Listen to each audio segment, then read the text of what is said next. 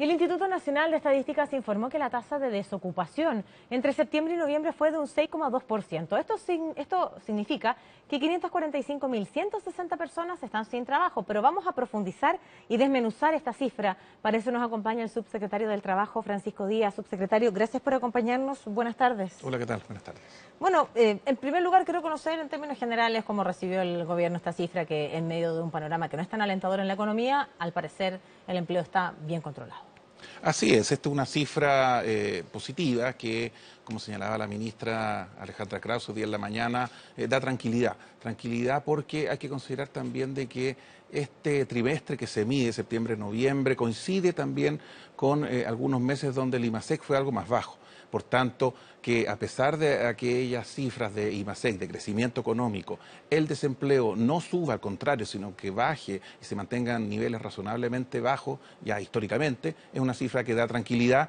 Tranquilidad para seguir trabajando, que sabemos que hay gente que no tiene empleo, tenemos que trabajar por ellos también. Claro, hay gente que no tiene empleo, dábamos la cifra, pero también hay gente que tiene empleo precario y eso es lo que finalmente también preocupa porque vemos una cifra general, pero cuando la desmenuzamos nos encontramos que el trabajo a cuenta propia ha aumentado y ese no es necesariamente el del emprendedor que inicia su propia empresa, sino más bien el que busca de alguna manera la forma de generar un recurso. ¿Cuánto se ha precarizado el trabajo? No, tú tienes la razón en ese sentido. Nosotros, y he estado de hecho en este mismo programa contigo, con todos los periodistas de CNN, siempre diciendo algo muy central. Nosotros no estamos acá para autofelicitarnos y autoaplaudirnos por cifras que en el promedio se pueden ver bajas, esa es una cifra, eso es positivo, pero que al entrar en los detalles uno tiene que analizar tendencias. Una es que el empleo por cuenta propia efectivamente crece a mayor ritmo que el crecimiento del empleo asalariado.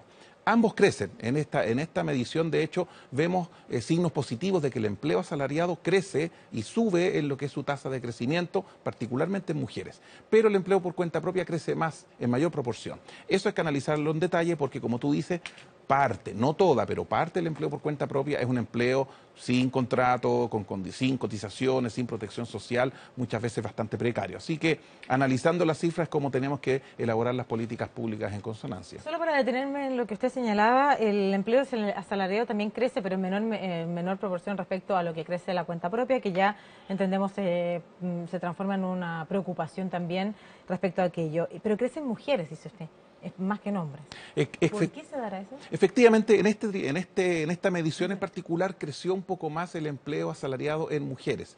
El ritmo de crecimiento. Todavía estamos en niveles bajos de crecimiento de empleo asalariado. Quisiéramos que fuera más, pero creció más en mujeres. Hay que analizar un poco lo que es el periodo. Septiembre, noviembre, comenzó algo de temporada de fruta, donde además ahí participa mucha fuerza laboral femenina, participa ya hacia fines de noviembre, hay turismo, hay comercio, y por tanto ahí hay mayor creación de empleo asalariado. Así que hay que analizarlo más en detalle. Se lo preguntaba porque, claro, el agro en este caso también genera ciertos puestos de trabajo, usted lo decía por la fecha, pero también son trabajos esporádicos, ¿no? Que tienen una caducidad. Son trabajos esporádicos, pero son trabajos asalariados. Casi 450.000, 500.000 personas que se mueven en torno a la temporada agrícola son empleos asalariados, gran parte de ellos. Evidentemente hay algunos que no y esperamos, hay que fiscalizar aquello, pero gran parte son asalariados, tienen sus cotizaciones, tienen su protección social. Sigamos avanzando y desmenuzando las fichas porque hay otros datos que son preocupantes, que guardan relación con la minería y la construcción, y especialmente la primera. Minería desciende en un 15, y algo por ciento, y me imagino que eso sigue generando un mayor problema porque entendemos que por ahí se desprende no solo el empleo, sino también cuán importante es la minería para nuestro país en varios términos de nuestra economía.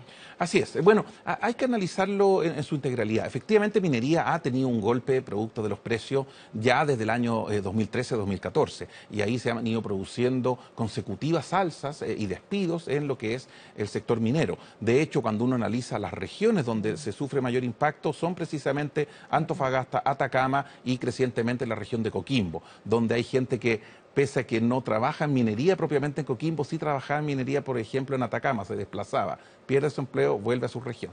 Entonces hay que analizarlo en su integralidad. Pero por otro lado hay una noticia positiva y es lo que el gobierno ha destacado. A pesar de que la minería es un sector golpeado, y eso se reconoce, también hay que destacar la fuerza de la economía de seguir creciendo en los otros sectores también. Y por eso tenemos que no se ha producido un alza del desempleo tan alta como muchos han pronosticado desde hace ya casi 3 años. Es decir, hay una resiliencia del empleo en relación al bajo crecimiento económico en general del país y en particular de la minería. ¿Y qué pasa con la construcción, que también baja la cantidad de empleos? Hay que analizar un poco bien la cifra de construcción. Allí hay distintos factores. Uno, que efectivamente hubo una baja en la construcción durante este año. Hay distintos factores que analizar. Estuvo el tema tributario, recuerda, en algún momento. Y también porque parte importante del empleo que genera la construcción es construcción de proyectos mineros. Así que allí también se combinan, ¿no es cierto?, ambos factores y ha hecho que se produzca esta alza en esta baja en la contratación en materia de construcción.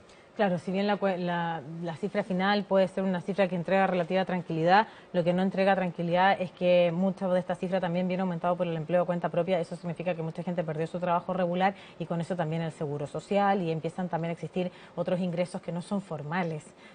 ¿Cuáles son los desafíos que tiene también el Ejecutivo para poder, en este caso, incentivar el contrato, que finalmente es lo que le entrega garantía al trabajador y aparte de su familia?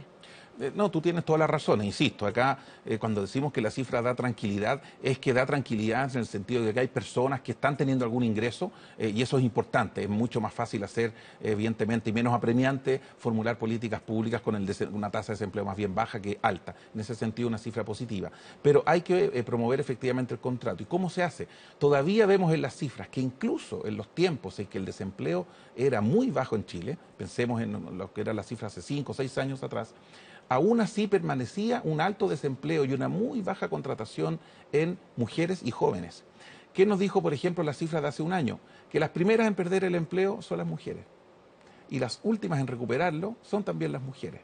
Los primeros en perder un empleo en momentos de contracción económica son los jóvenes y los últimos en recuperarlo son los jóvenes también. Por tanto, tienes que tener políticas activas de empleo para promover la empleabilidad de aquellos sectores, muy dirigidas. Y en segundo lugar, políticas de intermediación. Estamos por lanzar desde el gobierno un nuevo sistema de intermediación laboral con una plataforma web muy importante que se va a anunciar en unas semanas más, donde en rigor nos preocupamos también del que pierde el empleo, por ejemplo en minería o en construcción, puede reinsertarse rápidamente en algún otro sector que tiene perspectivas más promisorias. Es decir, hay que tener esta política activa de empleo para ir en ayuda a quienes más lo necesitan.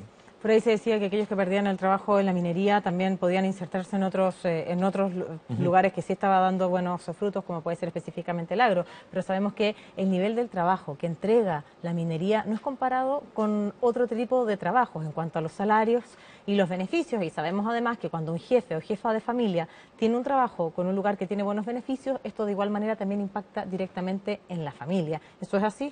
No, es completamente así. El nivel de salarios en la minería es bastante más alto que lo que puede ser en turismo o en el agro. Por otro lado, la minería da mucho empleo, pero en lugares geográficos muy determinados, y trasladarse para encontrar trabajo en otro lugar es también un problema para la familia, no desconocemos eso.